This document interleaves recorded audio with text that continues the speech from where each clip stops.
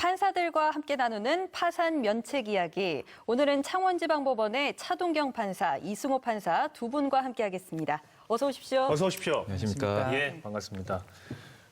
요즘 불황이 지속되고 있습니다. 예, 너무 힘든 분들이 많아가지고요. 어떻습니까? 그냥 요즘 좀 추세를 보면 이 파산이라든가 면책이라든가 이런 부분에 있어서의 법률 구조를 원하시는 분들이 점점 늘고 있는 건 사실인가요? 어떻게 느끼시나요? 네, 사건이 점점 늘어가는 것 같습니다. 그렇죠. 그러면 오늘 이 부분과 관련해서 이제 말씀을 좀 나눠볼 텐데요. 그러니까 개인 파산이 과연 어떤 제도인지 또 왜 필요한 것인지부터 좀 간략하게 설명을 주시죠. 우리 차동경 판사님부터 말씀을 좀 주시면 좋겠습니다. 도저히 빚을 갚을 수 없는 상태에 놓인 사람들이 법원을 통해 빚의 굴레에서 벗어날 수 있는 제도가 바로 개인 파산 제도입니다. 예. 개인 파산이라는 것은 채무자가 파산 선고를 받은 다음 현재 가지고 있는 재산으로 채무를 갚은 후에 나머지 채무 전부에 관해서는 면책을 받는 제도입니다. 예. 생계비를 넘는 일정한 소득이 있는 채무자들은 개인 회생 절차를 이용할 수가 있지만 그와 같은 기본적인 소득조차 없는 채무자들은 개인 파산 면책 절차를 통해서 구제받을 수가 있는 것입니다. 자, 여기서 개인 파산과 개인 회생은 분명 차이가 있다는 거를 이제 지적을 해주신 거거든요. 이걸 이제 같이 보는 분들이 많이 계시는데 개인 파산과 개인 회생은 일정 정도 계속해서 갚을 수 있는 분들은 개인 회생 절차를 밟으시는 거고 그것조차도 안 되시는 분들은 개인 파산 절차를 밟는 것이고 그렇죠? 네, 예, 그렇게 예. 보시면 됩니다. 알겠습니다. 그리고 보통 파산 선고를 받는다고 하면 경제적인 사망 선고를 받았다고 그래요. 비유를 하던데요. 네. 실제로는 좀 어떻습니까? 예, 파산 선고를 받는 채무자들이 직업 선택이라든가 사업 활동상의 제한을 받는 것은 사실입니다만 예. 이러한 불이익은 채무자 본인에게만 있고 가족 등 다른 사람에겐 영향이 없습니다. 네. 더 중요한 것은 나중에 면책 결정을 받게 되면 파산 선고에 따른 법률상의 이익, 법률상의 불이익은 모두 없어지게 된다는 점입니다. 예. 네.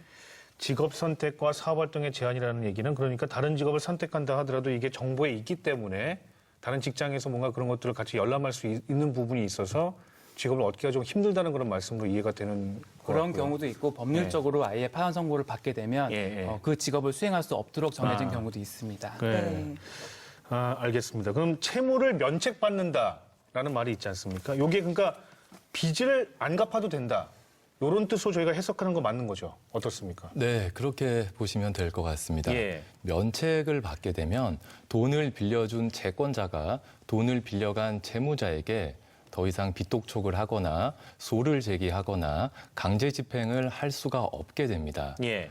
이와 같이 돈을 갚으라고 법률적으로 강제할 수 없게 된다면 채무자는 더 이상 채권자에 대해서 빚을 갚지 않아도 되는 것입니다. 네. 그러니까 결국 면책 결정을 받고 그 결정이 확정이 되면 채무자로서는 자신의 모든 부채를 탕감받는 것과 마찬가지의 결과가 되는 것입니다. 네. 그럼 법원에서 이렇게 결정이 나면 채권자는 어쩔 수 없는 거네요? 그 결정을 따를 수밖에 없는. 네, 불복해서 면책 결정에 대해서 네. 항고를 제기할 수가 있습니다. 소송을 통해서 네, 다시 그런 걸 할 수 있고. 다툴 수는 있습니다. 그러면 면책을 받게 되면 금융권에는 어땠습니까? 여기 불이익이 좀 있다는 얘기도 좀 들은 바가 있는데요. 예, 불이익이 있을 수 있습니다. 예. 네. 파산 선고와 면책 결정에 관한 정보는 최장 5년 동안 전국 은행연합회 등의 기관에서 보관이 되기 때문에 예. 나중에 면책 결정을 받는다고 하더라도 최장 5년 동안은 대출 제한이라든가 신용카드 발급 제한 등의 불이익을 받을 수가 있습니다. 네. 그럼 5년 후는 어떻습니까? 5년 뒤에는 그러한 불이익이 없는 것으로 알고 그럼 있습니다. 불이익이 없고요. 예. 그동안은 어쨌든 간에 어떻게든 사셔야 한다는 그런 말이네요. 네, 그렇습니다. 여러 가지 어려움 속에서도. 예. 그런데요, 보통 이 스스로 부담한 채무를 한 번에 탕감받는 게 부당한 특혜 아니냐고 이렇게 말씀하시는 분들이 있던데요. 그렇죠. 예. 개인 파산 면책 제도 이 필요한 이유 좀 말씀해 주시겠어요? 네, 파산과 면책을 나누어서 말씀드리겠습니다. 네. 먼저 개인 파산이라는 것은 채무자가 지금 가지고 있는 재산을 공정한 방법으로 매각해서 돈으로 바꾼 다음 그 돈을 채권자들에게 공평하게 균등하게 변제하는 것을 목적으로 하고 있습니다. 네. 그리고 면책 절차라는 것은 경제적으로 한번 실패한 채무자로 하여금 다시 일어서서 다시 인간다운 삶을 한 번 더 살아볼 수 있는 그런 기회를 주기 위한 데 목적이 있습니다. 네. 그러니까 어찌 보면 채권자는 아예 못 받을 수밖에 없었던 상황에서 그래도 그나마 조금은 좀 받을 수 있는. 좀 네. 받을 수 있는 것도 있고 어쨌든 근데 이제 채무자 입장에서는 다시 또 새로운 삶을 살 수 있는 기회를 이제 부여한다. 네. 이런 것으로 이해가 되는데요. 그러면 빚으로 힘들어하는 모든 분들이 과연 여기에 해당될 수 있는 것인가? 그렇지는 않을 것 같습니다. 예, 면책 사유가 인정되는 그 사례가 있을 거 아니겠어요? 어떻습니까? 예. 법에서 정한 면책 불허가 사유가 없다면 면책 결정을 받을 수가 있습니다. 실제로 면책 결정을 받는 분들을 보면 오랜 경기 불황으로 장사가 안 돼서 빚더미 안게 된 가장이라든가 예. 또는 보증을 잘못 써서 갑작스럽게 파탄을 일으게 된 주부 네. 또는 아픈 가족을 돌보며 생활비와 병원비를 지출하다가 사채까지 쓰게 된 청년 예. 등 예상하지 못한 경제적 좌절로 인해서 고통을 호소하는 서민들이 대부분입니다. 그러니까 사실 이거는 하다 안 돼서 오시는 경우가 거의 대부분이죠. 예, 그렇습니다. 도저히 이제 내가 안 되겠다 이렇게 예. 판단을 내리고 오시는 경우가 대부분인 것 같은데, 그죠? 네, 이렇게 안타까운 사연이 있으신 분들은 면책 사유가 인정돼야겠지만 그렇죠. 일부긴 합니다만 이런 면책을 악용하는 사람도 있다고 그러니까 이 하던데요. 부분 때문에 얘기가 네, 많거든요. 그러니까요. 사회적으로 논란이 있고. 실제로는 좀 어떨까요? 네, 그렇습니다. 저희가 실무를 하다 보면 그 수가 그렇게 아주 많은 편은 아닙니다만 예. 가끔씩은 도덕적인 해이에 빠진 걸로 보이는 채무자들이 발견이 되고 예. 그러한 사건들은 채권자들 역시 그와 같은 점을 지적하면서 네. 면책이 허용되어서는 안 된다는 주장을 강하게 하기도 합니다. 네네. 네. 그러니까 그런 거죠. 아니고 알고 봤더니 소득이 있어. 살만해. 그게 있는 게 있는 정도가 아니라 많아. 예. 그런 사람이 파산 신청을 하는 거예요. 그러니까 이게 일종의 재산을 은닉하기 위해서, 그죠? 다른 사람 이름으로 막 돌려놓는다든가 다른 물건을 사서 이렇게 어디에 보관해 놓는다든가 뭐 이런 형식으로 여러 가지 방법을 통해서 자, 이러면 어떻게 되는 건지 궁금합니다. 이런 경우가 있을 경우에. 예, 소득이 있는 경우에는 원칙적으로 파산 선고는 고정적인 수입이 없는 경우에 이루어지는 것이기 때문에 예. 소득이 있는 사람이 파산 신청을 할 경우에는 받아들이지 않고 있습니다. 예. 간혹 의사나 변호사 등 고소득 전문직 종사자들이 회생 절차를 거치지 않고 파산 예. 신청을 하는 경우가 있는데 법원은 파산 절차에 남용에 해당된다는 이유로 이러한 신청을 기각하고 있습니다. 예, 예. 자, 그런데 그럼에도 불구하고 요거를 교묘히 피해서 결국 파산 그거를 선고를 받았어요. 법원으로부터. 그런 경우도 있을 수 있지 않습니까? 그 법원을 속이는 사람들도 있잖아요. 그거 어떤 해결책이 있을까요? 이런 경우에는? 네, 파산이 선고된 이후에는 그와 같은 채무자들을 제재할 수 있는 방법이 예. 바로 면책을 허가하지 않는 결정을 내리는 것입니다. 아, 네. 중간에 그럼 그걸 불허하는 게 있군요. 네, 예, 파산 예. 사건에 대해서 선고를 하고 나서 그 예. 이후 면책에 대해서는 별도로 법원 판사가 판단을 하도록 되어 있습니다. 예. 그리고 파산이 선고가 되면 파산 관제인이라는 기관이 법원에 의해서 선임이 되게 되는데 파산 관제인이요. 예. 예. 그 재산을 관리하는 사람이라고 해서 관제인이라고 합니다. 네. 이와 같은 파산 관제인은 채무자의 재산 관계를 면밀하게 조사를 하게 되는데요.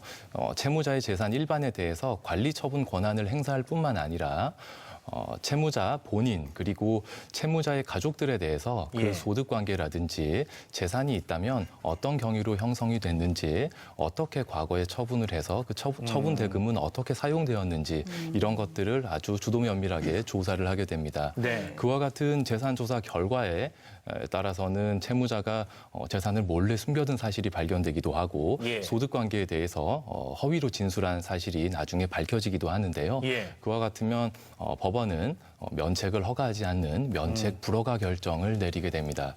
아니, 그런데 그거는 아까 제가 말씀드린 것처럼 중간에 그 예를 들어 그게 발견됐을 경우에 이 파산 관제인을 파견해서 다시 한번 알아본다 그런 말씀이신데 파산 선고가 나기까지 처음에 날 때 있잖아요.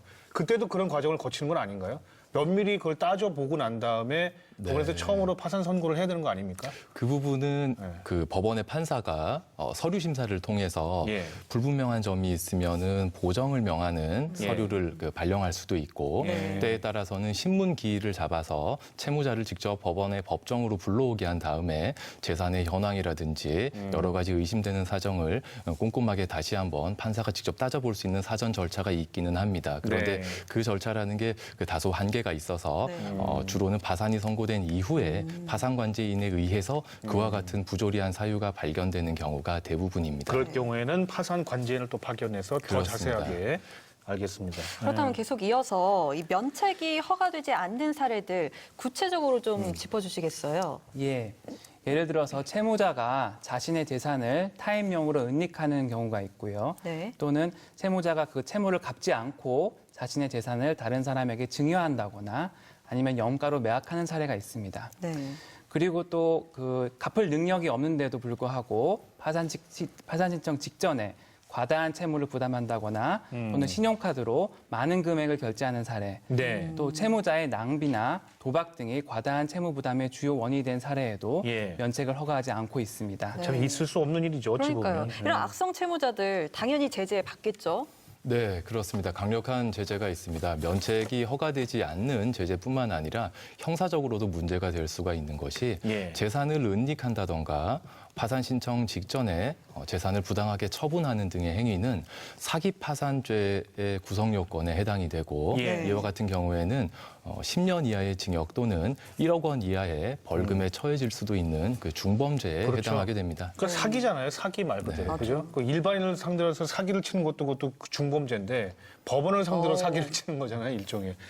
자, 또 이 밖에 문제되는 행위가 또 어떤 게 있을까요? 네, 소득 관계를 숨기거나 자기가 보유하고 있는 재산에 관한 기재를 일부러 빠뜨려서 문제가 되는 경우가 제법 생겨나고 있습니다. 예. 그리고 이 절차적으로도 문제가 될 수 있는 것이 아까 말씀드렸던 파산관제인이 재산 조사를 한다고 했는데 그와 같은 재산 조사 과정에서 채무자가 파산관제인으로부터 각종 자료 제출 요청이라든지 어떤 특정한 재산에 관한 설명을 요구받았음에도 불구하고 예. 정당한 사유 없이 그 요구에 응하지 않는 경우에는 설명 의무 위반이라는 이유로 면책이 불허가 되기도 합니다. 알겠습니다. 네. 이 파산 면책 신청을 하려고 해도 어디에 문의를 해야 할지 잘 몰라서 망설이신 분들 계실 텐데요. 어디서 도움을 받을 수 있을까요? 예. 파산 절차가 생소하고 또 어떠한 서류를 준비해야 되는지 잘 몰라서 채무자들이 파산 신청을 하면서 변호사 등의 도움을 받는 경우가 많고요. 또 변호사를 선임하기 위해서 적지 않은 비용을 지출하거나 또 추가로 채무를 부담하는 사례를 보면 굉장히 안타깝습니다. 예. 파산 선고를 받을 정도로 고정적인 수입이 없는 분들의 경우에는 법원에서 운영하는 소송 구조 제도라든가 대한법률구조공단에서 운영하고 있는 지원 제도의 대상이 되는 경우가 많기 때문에 예. 개인적으로 변호사를 선임하기 전에 이러한 제도의 도움을 받을 수 있는지 알아보시는 것이 좋을 것 같습니다. 그럼 이건 무료인가요? 이거는? 예, 이러한 제도는 국가의 비용으로 지원을 받는 제도입니다. 예. 별도의 그럼 뭐 또 비용을 더 낼 필요는 없이 예, 이 구조제도는 추가로 비용 지출이 없지만 예. 나중에 파산 신청을 하시게 된 이후에는 대부분의 사건에서 파산 관제인이 선임이 되기 때문에 예. 파산 관제인 선임 비용은 지원이 되지 않고 이건 본인이 부담하셔야 됩니다. 얼마인가요? 선임 비용은 보통 이제 채무자의 재산이라든가 채무액 등을 고려해서 정해지는데 통상은 30만 원 내외에서 저희가 정하고 있습니다. 알겠습니다. 예. 자, 저희가 시간이 다 돼가지고요. 빚으로 좀 많이 힘들어하시는 분들이 계시는데 그분에게 좀 짧게 한마디만 하고 저희가 오늘 정리 좀 하겠습니다. 네. 사람의 경제 활동은 언제든지 실패될 수 있는 거지만 사람이라는 그 자체는 그 사람이 희망이라는 것을 갖고 있는 이상 절대로 실패할 수가 없다고 생각합니다. 지금 이 순간에도 새로운 출발을 꿈꾸면서 성실하고 선량하게 생업에 종사하시고 있는 국민들께서 새로운 출발을 하시고 무거운 빚을 내려놓으셔서 행복의 빛을 찾으실 수 있도록 저희 판사들도 항상 그 최선의 노력을 하도록 하겠습니다. 예, 차동경 판사님, 이승호 판사님 오늘 말씀 고맙습니다. 고맙습니다. 네, 고맙습니다.